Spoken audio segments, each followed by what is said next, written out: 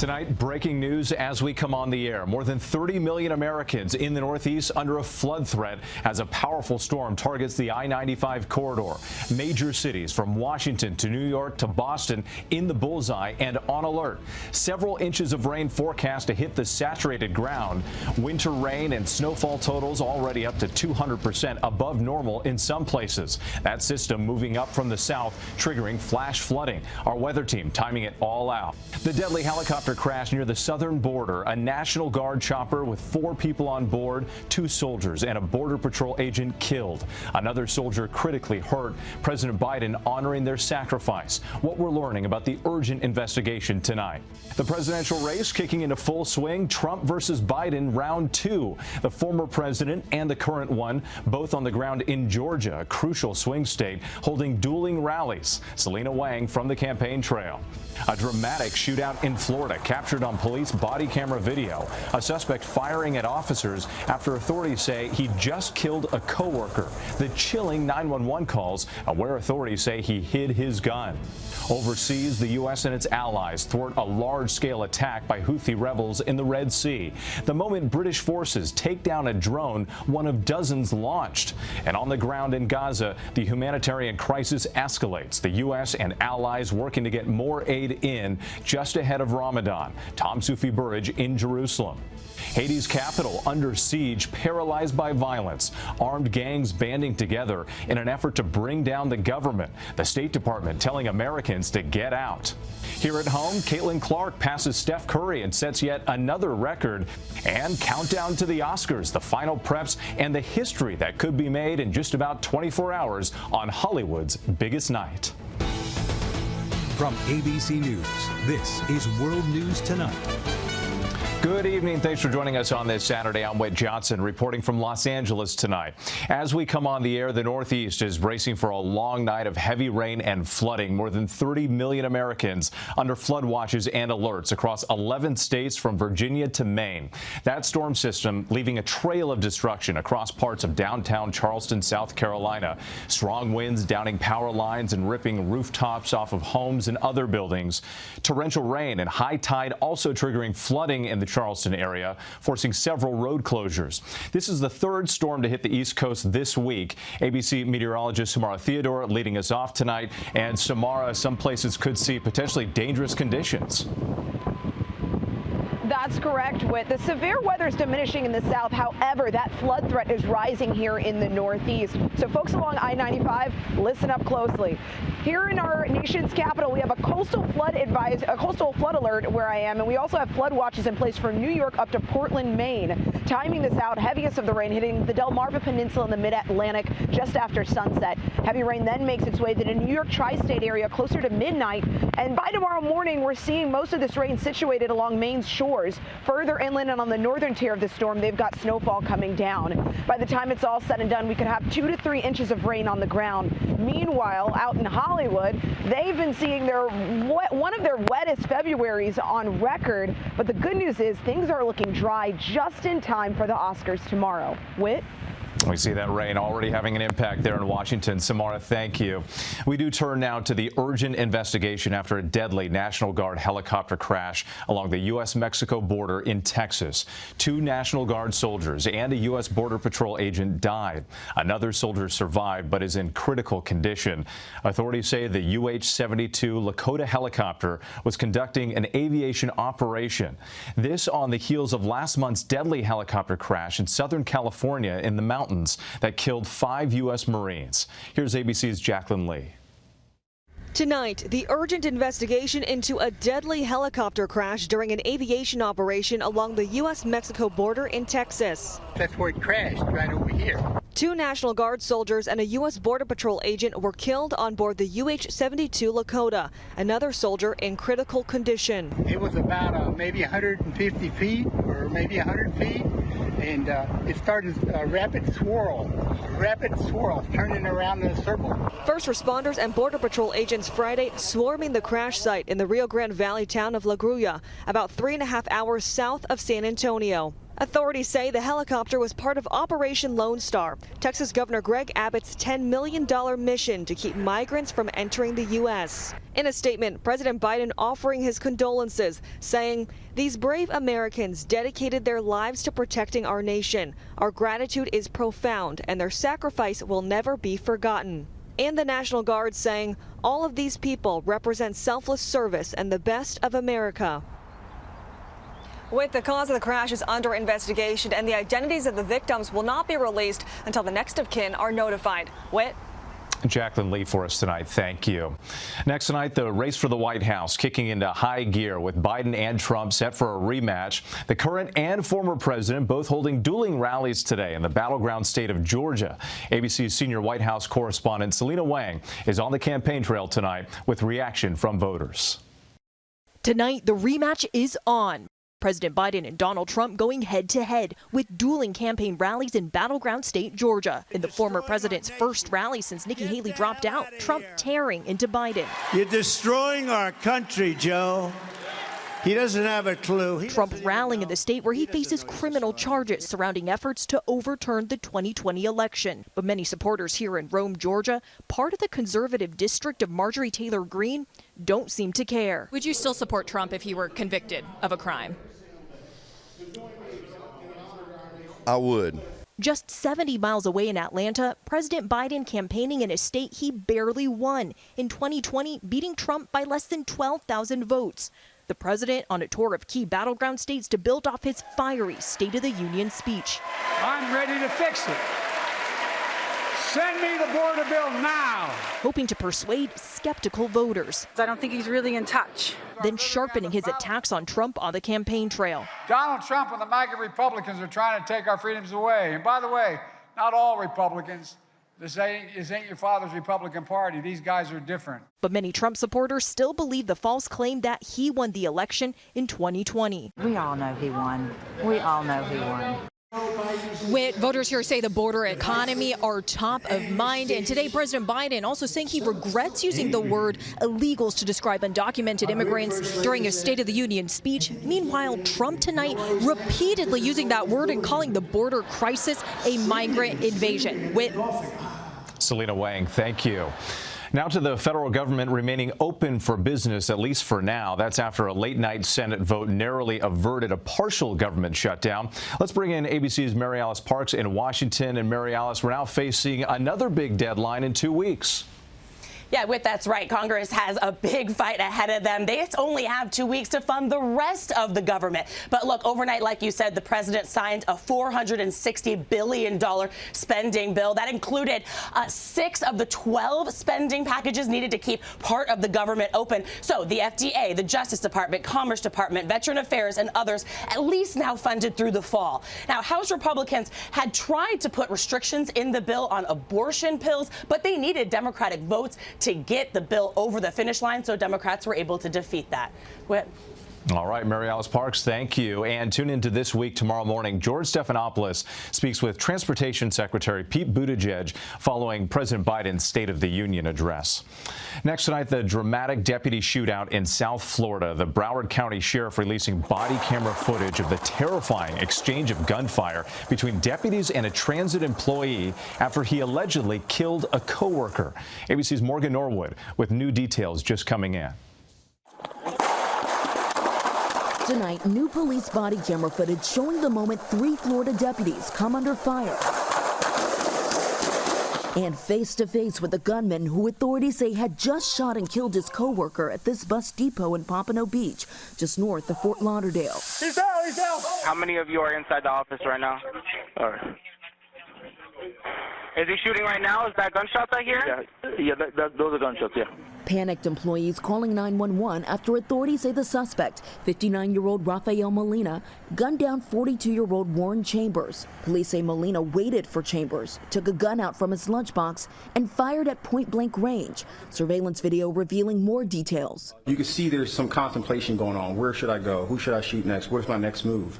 And he finds a hammer and just it's a work site and crushes his own cell phone. So that's one of those indicators for us. Is there some type of evidence that he was looking to destroy? He's shooting again. He's about to start shooting.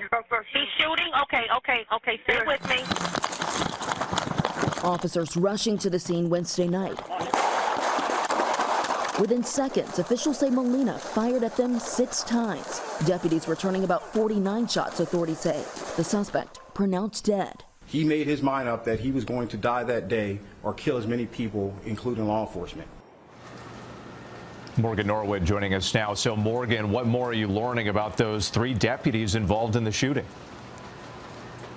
With those officers are on administrative duty pending the outcome of the state's investigation. That is standard protocol. But tonight, the sheriff calling them courageous and says he plans to give them a Medal of Honor. Whit? Morgan, thank you.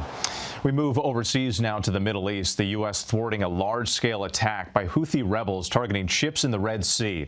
UK forces releasing this video of one of its warships downing an unmanned aircraft. The U.S. and coalition forces shooting down nearly 30 drones this morning. ABC's Soufi Burridge has more from Jerusalem tonight. Tonight, the moment an explosive attack drone is shot down by a British warship, say UK officials, with US and coalition forces protecting commercial ships in the Red Sea, facing a large-scale attack earlier today involving swarms of drones launched by Yemen's Houthi rebels.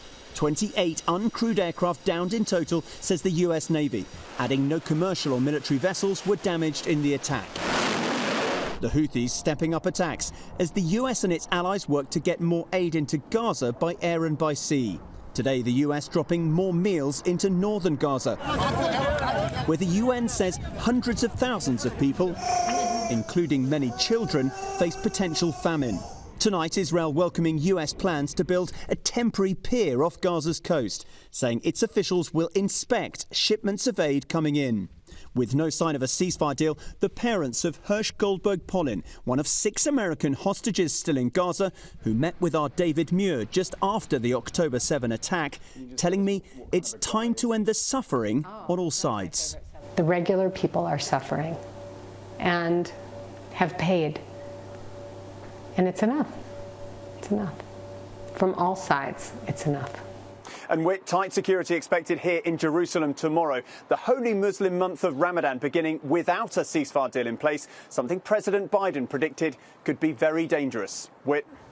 Soufi Burridge for us tonight. Thank you. Now to the chaos happening in Haiti. Gangs launching a violent assault on the presidential palace overnight. The Caribbean nation's capital city, Port-au-Prince, paralyzed by gang violence, leaving Americans stranded, desperate to flee. And we want to warn you, some of these images are disturbing. Here's ABC's Inez de la Catara. Tonight, Haiti paralyzed by an explosion of violence.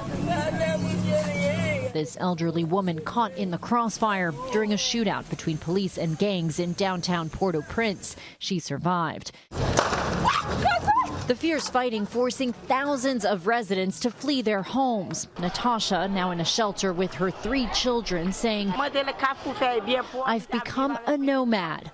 The government extending a state of emergency, armed gangs launching a massive coordinated assault against multiple government buildings, including the presidential palace. After attacking prisons, freeing close to 5,000 prisoners over the last week. Gang kingpin Jimmy Barbecue Cherizier says the goal is to force acting Prime Minister Ariel Henry to step down, but warning of civil war and genocide if he does not. This as the State Department urges Americans to leave, but with both international airports closed, foreigners now stranded. Canadian citizen Richard Phillips could hear gunshots ringing out from his hotel. The country just deteriorated really, really quickly. The real fear is that if the police force collapses in Haiti, you become very vulnerable as a hostage, quite frankly. The acting prime minister was in Kenya when the violence first broke out and is now stuck in Puerto Rico. The U.S. says it has encouraged him to reach a compromise to end the ongoing political stalemate. Truly alarming developments in Haiti. Inez, thank you.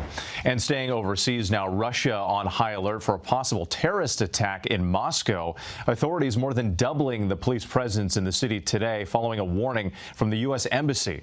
On Friday, the embassy warned Americans to avoid concerts and crowds. That's after repeatedly urging them to leave Russia immediately. There's still much more ahead on World News Tonight this Saturday. Police in Florida search for an alleged road rage driver who they say intentionally slammed into a motorcycle at high speed. And Caitlin Clark makes it look easy, setting another collegiate record before turning pro, passing one of the greats of the men's game. Stay with us. Next tonight, an urgent search in Central Florida for the driver of a gray or silver Honda Civic caught on dash camera video. Police say that driver can be seen intentionally ramming a motorcyclist. The incident taking place on I-75 in Sumter County in the early morning hours Friday. The motorcyclist suffered serious injuries. The FAA says it's investigating another incident for United Airlines, the fourth this week. A United Airbus A320 on its way from San Francisco to Mexico City, making an emergency landing at LAX. Pilots reporting a hydraulic failure. No one was hurt. Passengers boarded another plane to continue on their journey. An investigation is underway in Oakland, California. At least 14 people were hurt, 2 critically, when fire officials say a bus was struck by an out-of-control speeding car. The car crossing the center raised median, slamming into the bus in the dedicated bus lane. There is a report the car was traveling in excess of 100 miles per hour. When we come back, another one for the record books. Jaclyn Clark passes the great Steph Curry this time. To the index now, the U.S. Coast Guard investigating a mysterious oil sheen off the coast of Huntington Beach here in California. Crews have cleaned up the oil, which was located about 3 miles offshore and stretched 2.5 miles. Officials say it was not from natural causes, but they don't know yet exactly where it came from. An emotional day in court in Bennington, Vermont. A local man pleading guilty to the reduced charge of negligent driving in the death of actor Treat Williams last year. Ryan Koss was driving the SUV that hit Williams, who was on his motorcycle. Koss apologizing to Williams' family. The actor's son telling Koss that he forgave him. Now to college basketball and chalk up another record for Iowa's Jaclyn Clark. The senior guard breaking a record last held by NBA great Steph Curry and Darius McGee for the most three-pointers ever in a season by a Division I player. Clark setting the record on Sunday for most points for a man or woman. She has 2 more regular season games before March Madness. After that, she turns pro. She's incredible to watch. Still ahead, the reason we're here in Los Angeles, the countdown to the Oscars, and a look ahead at what's already a history-making night. Finally tonight, the countdown to the red carpet is on. The anticipation and the history already being made. ABC's Melissa Adon with a preview. The iconic red carpet is back. Jimmy Kimmel, he's back too, hosting the Oscars for the 4th time. At this year's 96 Academy Awards, all eyes on the blockbusters. Hi, Barbie. Hi, Ken. Billion-dollar box office hit Barbie. We're in a race against the Nazis. Plus, Oppenheimer receiving the most nominations, 13. Can we please The breakout star of awards season, Da'Vine Joy Randolph, earning her first Oscar nomination for The Holdovers. This is part of my gift of what I'm supposed to do. The Oscars set to make history this year. 3 of the 10 films nominated in Best Picture are directed by women, the most ever. Martin Scorsese earning his 10th nomination for Best Director for Killers of the Flower Moon, more than any living director. You talk too much. Rising star Lily Gladstone is up for Best Actress in the film. She could become the first Native American to win an Oscar for acting. And for this familiar score. From Indiana Jones and the Dial of Destiny, composer John Williams could become the oldest Oscar winner of all time at 92. He already has the most nominations of anyone alive with 54, beaten only by Walt Disney with 59. The Academy is bringing back the Fab Five. That's having 5 past winners from the acting category present the nominees, and which the Oscars producers say this year we can expect surprises. Definitely looking forward to those surprises. Melissa, thank you so much. I'll be out there with you tomorrow on the red carpet. And just a reminder, tune into our coverage on the network and streaming starting at 1 p.m. Eastern tomorrow. And then the 96 Academy Awards starts an hour earlier this year at 7 Eastern right here on ABC. I'm Whit Johnson in Los Angeles. Have a great night. Thank you for making World News Tonight with David Muir, America's most watched newscast.